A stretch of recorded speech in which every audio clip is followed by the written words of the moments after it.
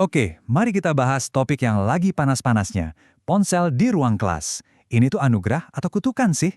Kayaknya semua orang, dari guru sampai orang tua, lagi nanyain hal yang sama. Apa benar ponsel ini bisa jadi alat belajar super canggih? Atau jangan-jangan malah jadi biang kerok yang bikin susah fokus? Nah, di sini kita bakal bedah tuntas. Nah, ini dia pertanyaan utamanya. Ponsel di sekolah itu sebetulnya alat belajar atau cuma pengalih perhatian? Kita sering banget dengar janjinya kan? Katanya sih bisa bikin belajar jadi lebih gampang dan seru. Tapi, apa kenyataannya juga begitu? Nah, kita akan coba cari jawabannya bareng-bareng, dan percayalah data terbaru yang kita punya ini mungkin bakal bikin Anda kaget. Oke, kita mulai langsung dengan satu angka yang wow, cukup bikin melongo. 70 menit. Yap, 70 menit. Menurut sebuah studi baru yang kredibel banget, ini adalah waktu rata-rata yang dihabiskan para remaja di ponsel mereka. Dan ini yang penting, ini terjadi selama jam sekolah. Bukan total seharian ya, tapi cuma pas mereka seharusnya lagi belajar di kelas. Kebayang nggak?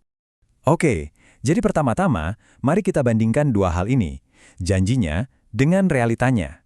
Apa sih yang kita harapkan dari adanya ponsel di kelas, dan apa yang, ya, beneran terjadi di lapangan? Kan kalau dipikir-pikir, janjinya itu kedengeran keren banget ya.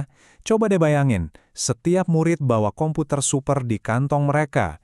Bisa langsung googling apa aja, cari informasi tanpa batas, kolaborasi online, pakai aplikasi belajar yang interaktif. Wah, ini kan impian banget. Inilah janji manis dari teknologi di dunia pendidikan. Oke, itu tadi janjinya. Sekarang mari kita geser sedikit dan lihat apa kata fakta di baliknya. Kita singkirkan dulu harapannya dan kita lihat langsung data yang sebenarnya. Dan ini dia temuan utamanya. Coba Anda lihat deh grafiknya. Beda banget kan?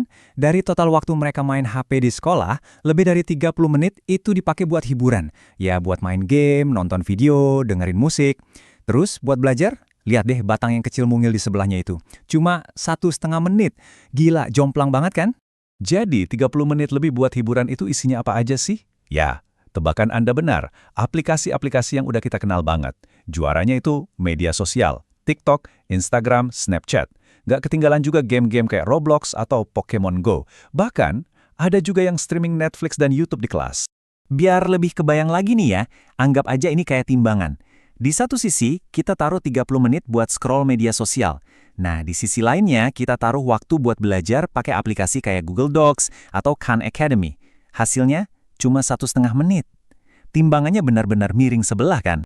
Nah, mungkin Anda sekarang bertanya-tanya, tunggu dulu, kok mereka bisa tahu sedetil itu sih? Pertanyaan bagus. Ternyata cara mereka ngelakuin studi ini pinter banget.